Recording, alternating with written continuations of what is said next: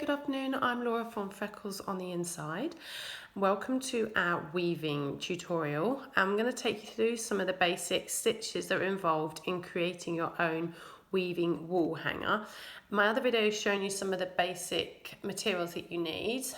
I've created this kit which includes the loom and the needle and the comb and some yarn. But if you don't have this at home, then you can create something out of cardboard, which is really easy and simple. Won't give you the same structure as a loom, but it will definitely do the job and keep the kids and you a little bit content.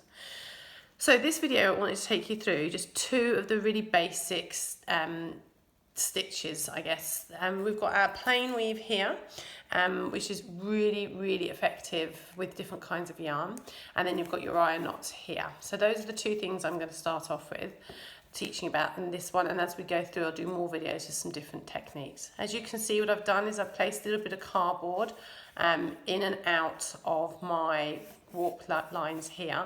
This will mean that when we're finished, we cut here and we've got this much to tie our knots in. So don't worry too much about it at the moment, but if you are using a loom, then just pop a little bit. I mean, this is about sort of 5 centimeters, 6 centimeters. Again, it depends on the size of your loom, along the bottom so that it gives you a nice base. Then this line here, this section of plain weave, is to give the whole wall hanging that structural support. So as you can see, if I turn it over, it's gone all the way along the back. You're not going to see this at all when you've got your finished article, so it can be any colour, but it wants to be quite a strong thread. So I've used a cotton here, so it's a nice really strong cotton, and that will enable the whole of your weave, the whole of your wall hanging to rest on. So I'll talk you through first of all how to do your wire knots, and then I'll show you a little bit about how to do your plain weave. You'll have to bear with me because it's a little bit tricky doing this because I've got a camera kind of wrapped around me, so I'm going to try and show you. What you need to be doing is using 2 threads at a time. So with this one I had done some underneath here, and then I've just overlaid it with some really thick chunky, and then it all gets cut. If you want it straight, I've done mine at a diagonal, if you can see that. And then I've layered this. So these are the behind weaves, and I've just cut them up a little bit. We can talk a little bit more about how you cut it when we get further down the line. So the next one I'm going to use is these two here, and I've got 8 strands of yarn. Obviously if you start off longer, it's possibly better because that will give you some cutting space, and then you can when you're putting your wire knots on, you can start sort of up the top bit here. So you get 2 bits, you find the rough middle point of your, so roughly I'm about here, you get your 2 threads that you're going with, and you place it over the top, and then very simply you take all of the threads and you take it round the back. So when I'm teaching kids, I'm always like, take it round the front of the house, round the back, and then you hold it and give it a little bit of a yank, and then you nicely pull it down, and that's your first wire knot. So I'll show you that again and get some more thread. So again, another good group of whatever you want now. It doesn't matter which kind of yarn you're using, as long as you've got something you're happy with. You find your 2, and then you pick up your 2 and you go round the back like that, all grouped together, and the same on the other side, round the back, and then pull it down. Okay, I'll do that one more time, and then I'll do it a little bit with some of the chunky as well. So you've got your threads, your 8 threads, you find your 2, you start up at the top, find the middle point, up the top, lay it over, and then over 1 thread you take it round the back. So it's gone round the back, and then the second thread round the back again, round the back there. Okay, so it should look a little bit like that. So it's gone over the top, around the back, around that back, and then just give it a nice pull down. And I'll show you it with some of the chunky. So this is some of the, what you can do at this point if you want is you can use your little comb just to comb them down. That's just going to make sure they're just kind of sitting neatly on top of each other. The comb's really important when you're doing your plain weave because you want that to be really dense. So this is some other roving, some unspun, nice thick yarn. Slightly different to this, but again, you know, use whatever you've got in your cupboards at the moment. If you've got old jumpers, you can untwist those. So just pull a bit of a thread and make it into a ball. If you've got old t-shirts, you can make t-shirt yarn, which is really good. Kids love that. So again, finding the middle one here. I might actually not do one. I might do a bit of plain weave here. So I might work 4 along here and put it somewhere like this. I'm quite sporadic with my patterns, so you can plan your pattern beforehand. I don't do that ever. I just kind of see how it's going at the time. Find your middle point and think about what I want to do. Wrap it around, so going all the way around. Oops, that one didn't go around, so we just pop that around there. All the way around. And then the same on this side, pop it all the way around. And then pull it down. And I want to give that a bit of a swizzle. Okay, same again. So we've done those two, so it's these two here. I mean, you get the picture, right? It's fairly round the back. And then this other one, that's the other section, round the back. Fairly simple stuff. Once you've got the hang of it, you'll be absolutely away. I'm just going to take that little bit of fluff off there and pull that down.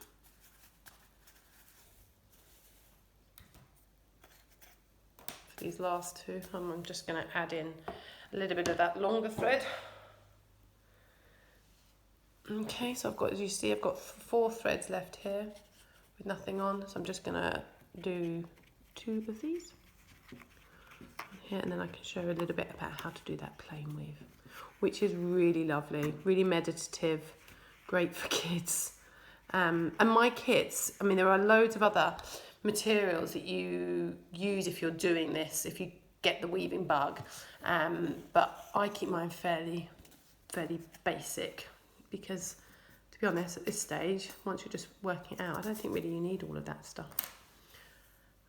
Okay, and one more in there.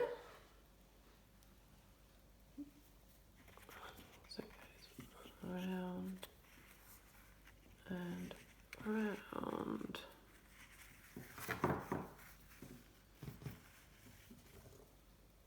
And then give it a nice little pull down. Okay, so that's how it's sort of starting to form at the moment. Again, I'm quite a messy boho sort of style of mine, so it's nothing too ordered. Now what I am going to do is I'm going to do a little bit of plain weave just up here to show you how we take that to the next level. So you get your needle and you start off. What you can do if you're working with little kids is you can just tie a little knot in this, like so. I'm not going to do that because I don't need it because I'm not a little child. So that it doesn't come unthreaded. And you find you're in, I think I may have got that a bit too long, but anyway. So your plain weave, it's really simple. I'm going to start here and then eventually I will start going all the way up. You go, but when I started the plain weave along here, obviously you start at one point and you do the whole section. I've just got to fill this gap in here, if you understand what I mean. Clear as mud, as usual. So I'm starting here, over, under, over, under, over, under, over, under. You're going to go like that all the way to whichever point you want to do. So I'm just going to go to the end here. And again, you can do your weave. You don't need to do it close to the base. You can do it kind of up fairly high. And then let's see, I've pulled away loads of this thread, but how gorgeous is this yarn? So you want to put it so you've got a nice bit of end. So mine's about there. And then you can tuck that just behind your weave, because you will darn all of that in at the end. And then when it's here, this is when you use your little comb. Kids love this bit. And just comb it down and down and down. So, hold on, you can leave that out actually, ignore that last part. So it's all sitting nicely on top of these little tops of the wire knots. So my last one here, was a behind. Okay, so now I need to reverse it. So I was going behind that one, so now I'm going to go over the top, and then I'm going to go under that one and then over the top. So can you see that I am reversing the action that I did on the way in? So here, I'm just going to pull that along.